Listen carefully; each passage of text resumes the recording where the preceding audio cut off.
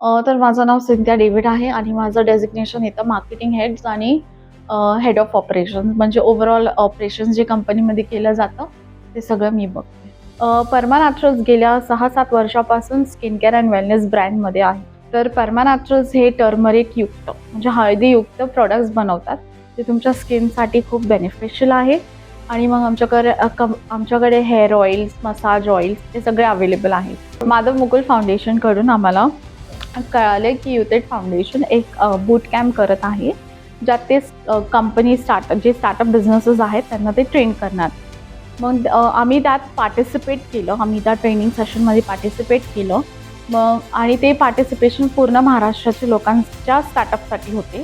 तर ते स्टार्टअप झाल्यानंतर आम्ही त्यात पार्टिसिपेट केलं. त्यात आम्हाला ट्रेनिंग दिलेलं होतं की प्रॉफिट कसं कॅल्क्युलेट करायचं, मग बिझनेस कसं ग्रो करायचं, बिझनेसचा बेस कसा पाहिजे, ओव्हरऑल सगळं त्यांनी आम्हाला दिलेलं होतं. आम्ही त्यात 1-2 आठवडे पार्टिसिपेट केलं.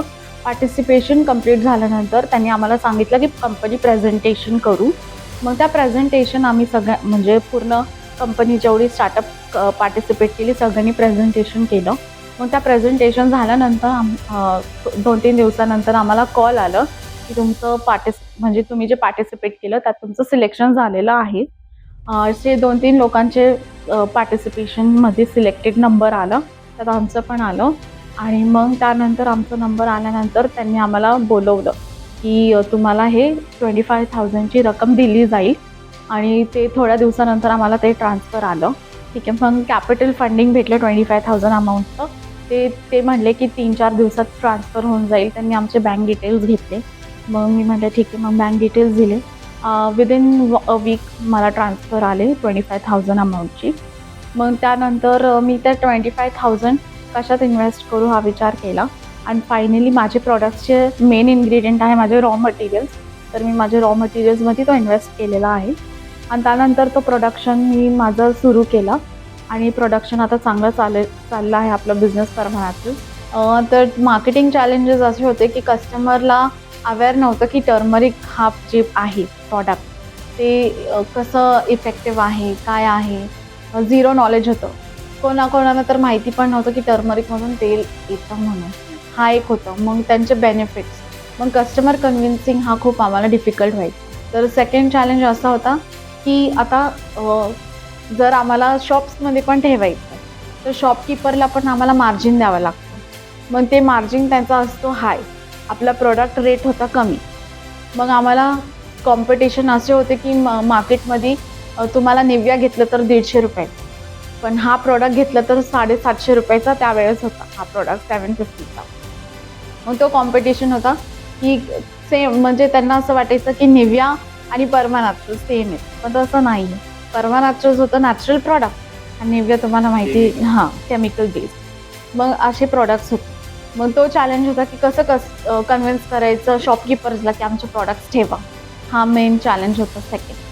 थर्ड चॅलेंज असा आहे की कमिशन कोणत्याही कंपनी त्यांना 40% कमिशन देत होतं. पण आम्हाला कमिशन इतकं जास्त देता येत नव्हतं because we had many people working with us आणि मग त्यांना पण त्यांचं मार्जिन काढायचं, त्यांचं सॅलरी वगैरे देणं हे खूप कठीण झालं होतं आम्हाला. तर starting initial phase word of mouth होतं, सगळं वर्ड ऑफ माउथ की ह्यांना सॅम्पलिंग पण होतं सेकंड की सॅम्पल्स दिले. आम्ही 1,000 लोकांना सॅम्पल्स वाटले की फ्रेंड टू फ्रेंड असं वर्ड ऑफ माउथ फ्रीची सॅम्पल्स दिलेत without any cost.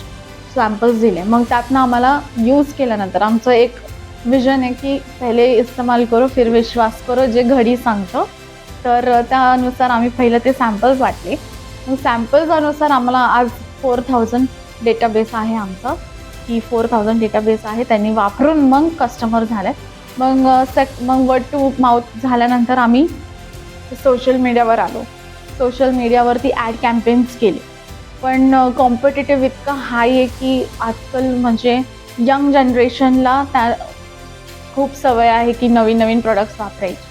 Natural product काय असतं काय नसतं त्यांना काही घेणं देणं नसतं.